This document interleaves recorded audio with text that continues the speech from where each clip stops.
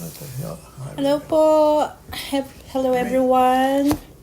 I am here again just for a while. Just want to say thank you for everybody who joined and celebrate my birthday last Friday, May 17. I am very thankful po kila Gimo, Boy Sardinas at Sir Pamaybay and family for celebrating my birthday there in the Philippines. Oh, me. Yeah. Did you go home? No, I didn't go home. I just asked people there in the Philippines to extend my help and share the blessings. Then, because I cannot go home in the Philippines for 1 hour or 2 just to celebrate my birthday. But in order for me to be happy, thinking that I was able to share it with those less fortunate, masayang-masaya po ako na meron po ako at nagkaroon po ako ng chance na i-celebrate yung birthday ko sa Luzon at ang isa sa Mindanao, which is in Butuan. So, Sir Pamaybay is the one who was heading that feeding para sa napili nilang pamilya or lugar kung saan sila magpapa-feeding with his family, and JC was there too.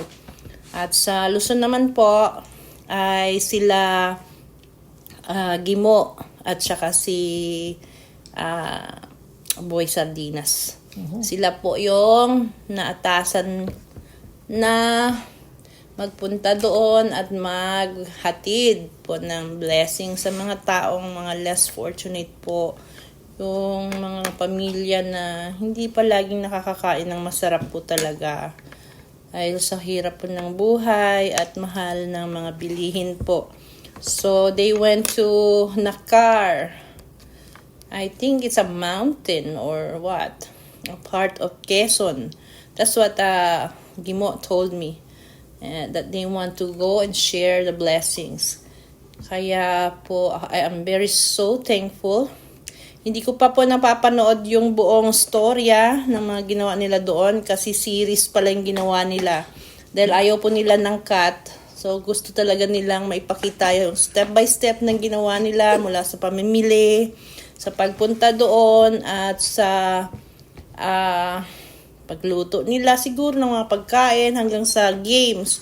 So, hindi pa po namin napapanood yan.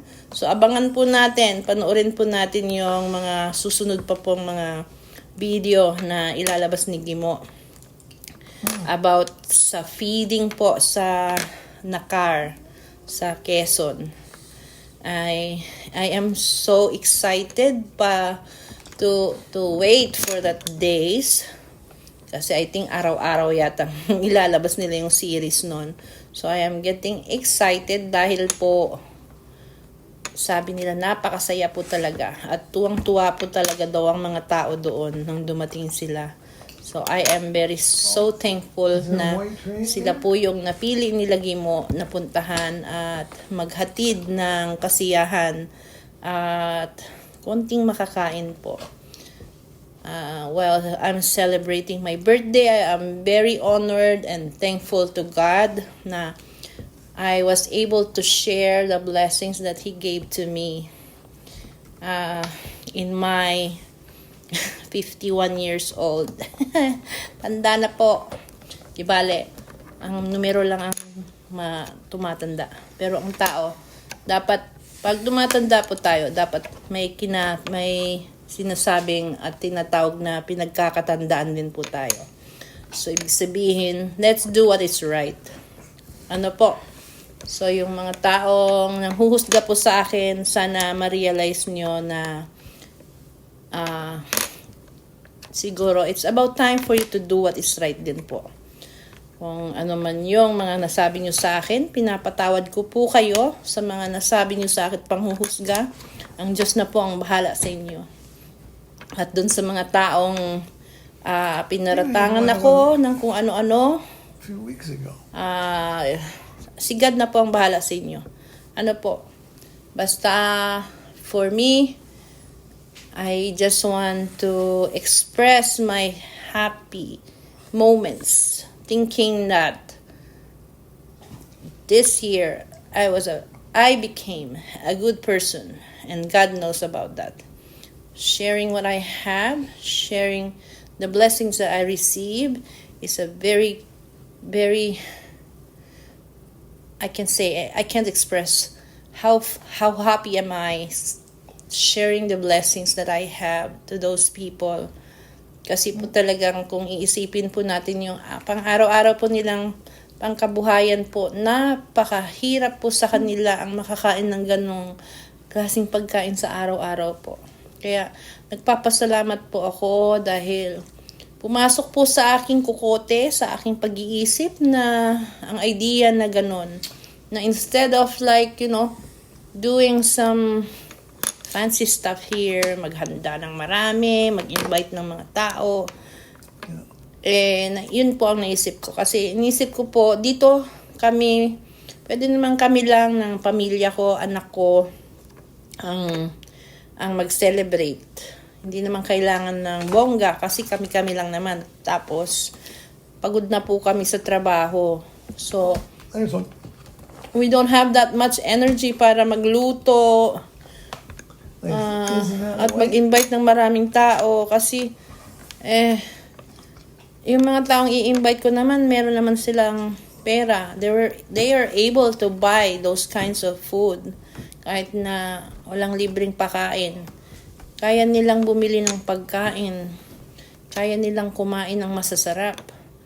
While thinking na kung i-share ko to sa Pilipinas, doon sa mga taong hindi able na makabili o makatikim ng pagkain na ganon, in one day or in one meal, it's a great opportunity po and a great memory to think na ibahagi ko sa kanila noong araw na yon na birthday ko, yung perang kinita ko dito para matikman din nila kung ano yung mga kinakain namin dito na parang ordinaryo lang sa amin yun. Pansit, fried chicken.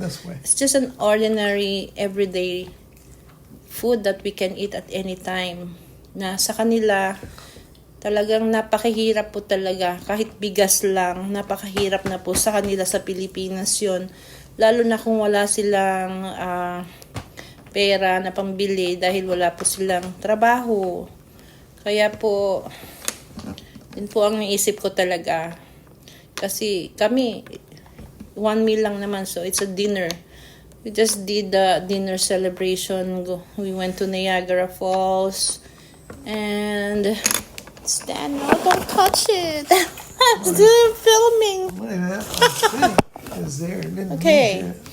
So I was thinking that we're just gonna have one day or one night dinner in a steakhouse somewhere in Niagara Falls. And I was thinking that will be enough to celebrate my birthday.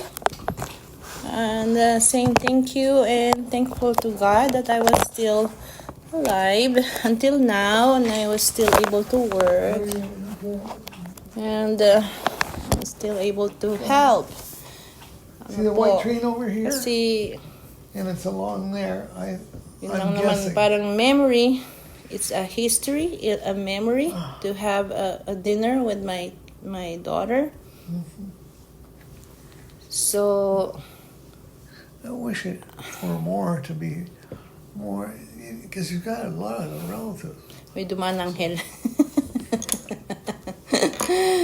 I see you. Yun po, masaya lang po talaga ako.